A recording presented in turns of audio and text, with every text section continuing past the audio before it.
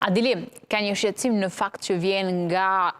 kreu i Komisionit Shtetëror të Zgjedhjeve atje, që në një kohë që lancon se pas orës 12 të natës një zyrtarisht e hedhe fushata, pra nga data tjetër që pason,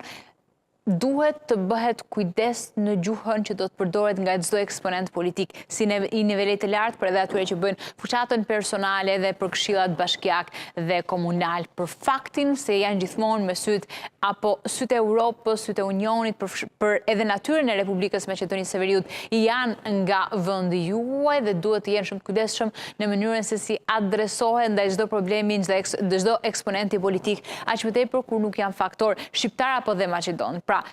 gjithmonë gjuha e urrejtjes, gjuha raciste duhet të evitohet aq më tepër në këto zgjedhje. Jam e qartë në këtë gjë apo kam harruar disa elemente shtoj?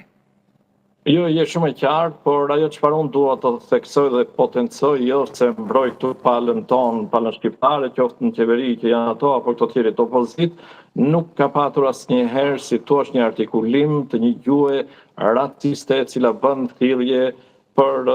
si thua nacionalizma të cilat kanë përmbajtje ekstremiste. Kjo lloj gjuhe dim që ka ardhur vazhdimisht edhe në mënyrë të organizuar dhe në mënyrë spontane nga pala tjetër, dhe ajo çfarë si thua 2 javët e fundit nuk ishte një gjuhë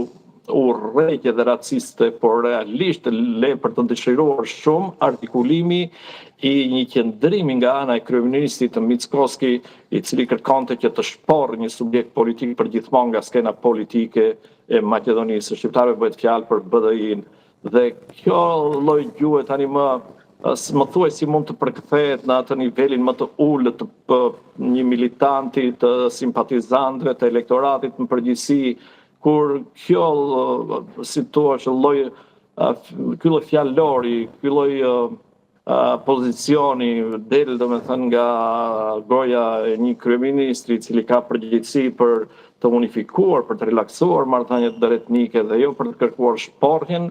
me një gjuhë vullgare të një subjekti politik shqiptar, për faktin se ky subjekt jo më pak se gjysma e popullatës shqiptare ka mbështetur në 2 dekada dhe vazhdon edhe në sondazhet e fundit që të ketë një diferencë dhe një mbështetje të fuqishme në krahasim me subjekte tjera, qoftë edhe lideri i saj, ku të gjitha shigjetat edhe drejtohen rrethativ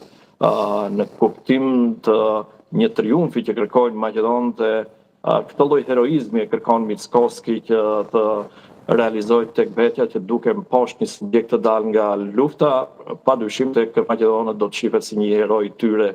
Prandaj them se situata është gjithmonë një konflikti, dualiteti në mes këtyre 2 komuniteteve dhe që nuk po gjejmë atë qetësinë e nevojshme, aq më shumë kur ujërat thashë në fillim janë shumë trazora tani më edhe në nivel global, por edhe në rajonin tonë.